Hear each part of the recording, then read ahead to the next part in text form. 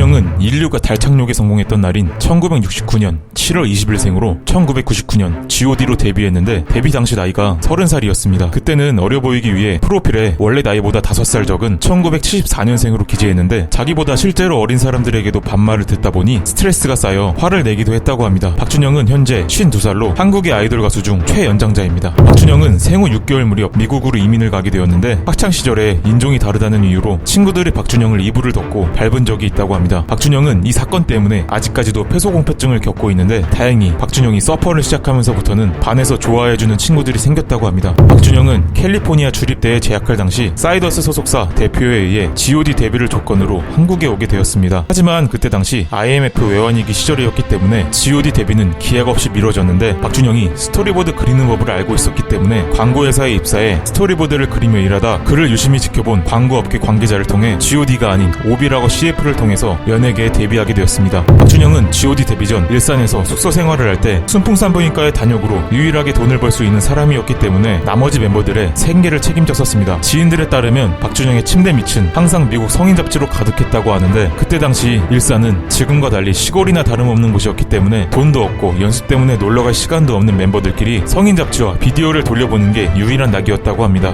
박준영은 데뷔 시절 억지로 외운 G.O.D의 노래 가사를 빼놓고는 한국말을 거의 못했다고 합니다. 지금은 한국어 실력이 많이 늘긴 했지만 아직까지도 한국말을 들으면 머릿속에서 영어로 번역한 다음 영어 문장을 만들고 다시 한국어로 번역하는 과정을 거친 다음에야 한국말을 할 수 있다고 합니다. 박준영은 G.O.D 시절 배우 한고은과 오랫동안 교제했었는데 현재에는 아이돌의 연애에 어느 정도 너그러워졌지만 그때 당시 아이돌의 열애설은 굉장히 민감한 문제였습니다. 이 때문에 소속사가 박준영을 그룹에서 퇴출시키려 했는데 다른 멤버들이 소속사의 동의 없이 퇴진 반대 기자회견을 열고 전국의 팬클럽이 연합해 퇴진 결사 반대를 외치며 박준영을 감쌌습니다. 박준영은 후에 기자회견에서 눈물을 흘리며 나 32살이에요. 오케이? 32살이면 여자친구 있어야죠 라고 말하자 대중들에게 큰 공감을 얻어냈고 박준영은 G.O.D에 잔류할 수 있었습니다. 박준영의 말투에는 여러가지 습관이 있는데 김태희, 비 부부의 결혼식에 참석한 후 인증샷을 인스타그램에 올리면서 허니문 행복하게 뺨이라고 하면서 유명해진 뺨이 있고 말끝마다 땡땡 쓰를 붙이는 습관이 있습니다. 박준영은 JTBC의 자급자족 여행기 사서고생이란 프로그램에서 벨기에를 여행하면서 한 가지 해프닝이 있었는데 길을 건너려던 박준영에게 한 외국인이 다가왔고 인사를 하는 것처럼 보였으나 갑자기 손목에 시계를 빼앗기 시작했고 또 다른 외국인들이 나타나 박준영을 감싸며 물건을 뺏으려 했습니다. 촬영 당시 경호팀이 있었으나 무슨 일인지 경호팀은 달려오지 않았고 박준영은 이때 심지어 인종차별까지 당했었다고 합니다. 박준영은 부모를 따라 미국에 가서 미국으로 귀화한 미국인이고 한국 국적이 아예 없기 때문에 병역 의무에 아예 해당 사항이 없다고 합니다. 박준영은 어릴 때부터 미국인이었기 때문에 병역 기피 목적으로 한국인 행세를 하다가 갑자기 미국 시민권을 획득한 그와는 완전히 다른 케이스입니다. 박준영은 G.O.D 노래를 녹음할 당시 한국어 발음이 잘 되지 않았는데 그런 부분이 생길 때마다 박준영은 몇 시간 동안 그 부분만 녹음했고 심지어는 구석에서 벽을 보며 발음 연습을 시킨 적이 있습니다. 그때 당시 박진영은 박준영보다 무려 5살이 어린 PD였습니다. 지금까지 시청해주셔서 진심으로 감사합니다.